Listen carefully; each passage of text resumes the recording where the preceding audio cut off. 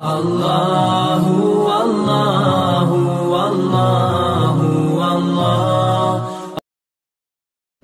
حدیث نمبر 30، اسباب اور توکل کا تعلق اور اس میں اعتدال برتنا۔ دنیا میں دو قسم کے لوگ ہیں، ایک وہ لوگ ہیں کہ جو اسباب ہی کو رب بنائے ہوئے ہیں۔ ارے پیسہ نہیں رہے گا تو کیسا ہوگا، دنیا میں کھا سکتے کھانا، ایسے لوگ بھی تو ہیں نا۔ ارے جاب نہیں رہے گا تو زندہ کیسے رہے گا دنیا میں۔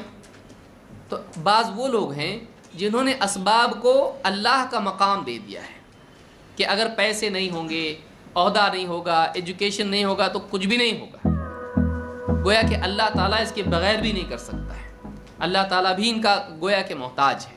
ایک وہ لوگ ہیں۔ دوسرے وہ لوگ ہیں جو اسباب کو سرے سے ضروری نہیں سمجھتے، نہ کام دھندا کریں گے، نہ کچھ کریں گے، نہ کچھ کریں گے، واللہ خیر الرازقین۔ تو یہ دونوں طریقے غلط ہیں۔ یہ دونوں طریقے کیا ہیں؟ غلط ہیں۔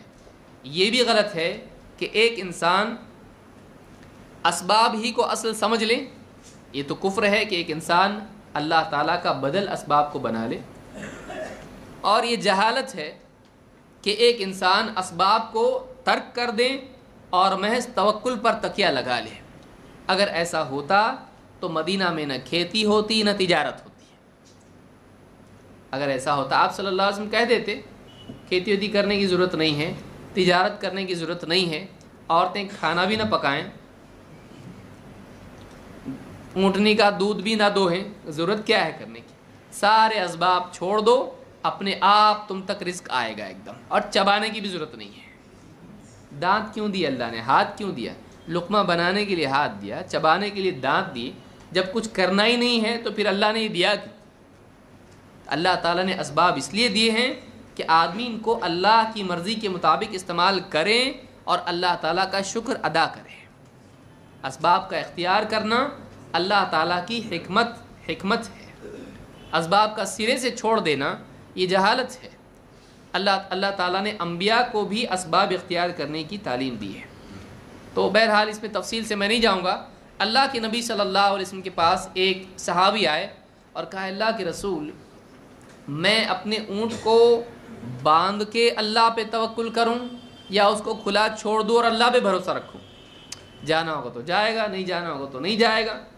تو اس کو باندھوں اور توکل کروں یا پھر اس کو چھوڑ دوں اور اللہ پہ بھروسہ کر لوں کہ اللہ چاہے گا تو یہ نہیں غائب ہوگا، نہیں بھاگے گا، اور اللہ چاہے گا تو بھاگ جائے گا، اللہ کی مرضی۔ بھروسہ رکھتا ہوں کہ نہیں جائے گا۔ کیا ایسا ہے؟ اللہ کے نبی صلی اللہ علیہ وسلم نے فرمایا، اعقلها وتوکل، اپنے اونٹ کو باندھ اور اللہ پر توکل کر۔ یعنی اس حدیث سے دونوں باتیں جمع ہوتی ہیں۔ ایک، اسباب اختیار کر اور بھروسہ اللہ پر رکھ۔ اسباب کو بھروسے کا بدل مت بنا، اور بھروسے پر اتکال کر کے تو کیا کر؟ اسباب کو چھوڑ بھی مت، بلکہ دونوں کو اختیار کر، دونوں کو اختیار کر۔ اسباب بھی اختیار کر، توکل کا بھی اہتمام کر۔ توکل کا اہتمام آدمی کے دل کے لیے ہے، بھروسہ دل میں ہوتا ہے، اور اسباب کا اختیار کرنا یہ بدن کے لیے ہے۔ ہاتھ پاؤں جو بھی اعضاء اللہ نے دیے ہیں، تو بدن کا کام کریں اور دل کا کام کریں۔ توکل کا حکم کس کے لیے ہے؟ دل کے لیے۔ اور اسباب کا اختیار کرنے کا حکم کس کے لیے ہے؟ بدن کے لیے۔ تو جس کو جو حکم ہے وہ کام کرے، جس کو جو حکم ہے وہ اپنا اپنا کام کرے۔ تو ایک کو چھوڑ کے دوسرے کو اختیار کرنا یہ دونوں بھی دین کے خلاف ہے۔ اللہ تعالیٰ نے آپ دیکھیے قرآن کریم میں کہا کہ اذا نودی للصلاۃ من یوم الجمعۃ فاسعوا الی ذکر اللہ وذروا البیع۔ اللہ تعالیٰ نے تجارت چھوڑ کے نماز کے لیے دعوت دی، نماز کے لیے آؤ جمعہ کے لیے۔ لیکن جب جمعہ کی نماز ہو جائے تو اللہ نے کیا کہا؟ فَإِذَا قُضِيَتِ الصَّلَاةُ فَانْتَشِرُوا فِي الْأَرْضِ وَابْتَغُوا مِنْ فَضْلِ اللَّهِ۔ جب جمعہ کی نماز ہو جائے زمین میں پھیل جاؤ اور اللہ کا فضل تلاش کرو۔ یہ نہیں کہا مسجد میں بیٹھے رہو ابھی آسمان سے آ رہا ہے، کہا ایسا نہیں۔ کیا اللہ قادر نہیں ہے؟ قادر ہے۔ اللہ تعالیٰ نے بنی اسرائیل کو دیا، حضرت مریم کو دیا، اور صحابہ میں سے حضرت خبیب کو دیا، اور بھی مثالیں مل سکتی ہیں۔ اللہ کی قدرت کو آپ اپنے لیے سنت نہ بنائیں۔ اللہ تعالیٰ جو چاہے کر سکتا ہے، اللہ کی قدرت ہے۔ اللہ تعالیٰ ماں کے پیٹ میں بغیر کھائے پیے زندہ رکھتا ہے بچے کو، وہ قادر ہے۔ لیکن اللہ تعالیٰ کی قدرت کو دیکھ کر شریعت کو نظر انداز کرنا یہ بے وقوفی ہے۔ سمجھ میں آ رہی بات؟ ہم اللہ کی قدرت کے مکلف ہیں یا شریعت کے؟ ہم پابند کس کے ہیں؟ اللہ قادر ہے اس کا مطلب کچھ بھی نہیں کرنا ایسا ہے؟ اللہ ہدایت دینے والا، سارے انبیاء بیٹھ کے دعوت چھوڑ کے، ہدایت کون دیتا ہے؟ اللہ، تو پھر دعوت کیوں دیں؟ ایسا ہوتا ہے؟ انبیاء آئے، لوگوں کے پتھر کھائے، لوگوں تک گئے، طائف گئے، اور کتنا آپ دیکھیے پورے مجاہدے۔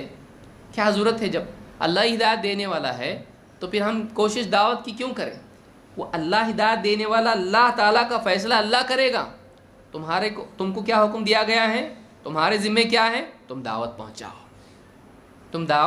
پہنچاؤ، وہ تمہارا کام ہے، لیکن ہدایت اللہ دے گا۔ لیکن دعوت تم چھوڑ نہیں سکتے اس لیے کہ اللہ ہدایت دے رہا ہے، اور یہ بھی نہیں سمجھ سکتے کہ ہدایت دینے والے ہم ہیں۔ سمجھ میں آ رہی بات؟ دعوت تم دو، ہدایت اللہ دے گا۔ یہ جو چیز ہے، یہ توازن باقی رکھنا ضروری ہے، نہ صرف دنیا کے معاملات میں بلکہ دین کے معاملات میں بھی ہے۔ جیسے آدمی نیک اعمال چھوڑ دے اور یہ سوچنے لگے کہ اللہ غفور الرحیم ہے، یہ بھی صحیح نہیں ہے۔ اور ایک آدمی اپنے اعمال ہی کو اصل سمجھے اور اللہ تعالیٰ کی رحمت کے مقابلے میں کہے جنت کی قیمت میرے عمل ہے، یہ بھی صحیح نہیں ہے۔ دونوں میں جمع یہ ہے کہ آدمی اعمال کریں اور اس کو ضروری سمجھے کہ جنت میں جانے کے لیے اعمال ضروری ہیں، لیکن اعمال کی توفیق اور جنت میں داخلہ اللہ تعالیٰ کی عطا کے بغیر نہیں ہو سکتا ہے۔ میرے اعمال جنت کی قیمت نہیں ہے، یہ اللہ کا فضل ہے کہ میرے اعمال اگر اللہ قبول کر کے جنت دے دے تو اس کا فضل ہے، اس کا کرم ہے، میرا کوئی کمال نہیں۔ یہ آدمی کا ذہنیت ہونا چاہیے۔ تو اسباب اور توکل دونوں کا اہتمام کرنا چاہیے۔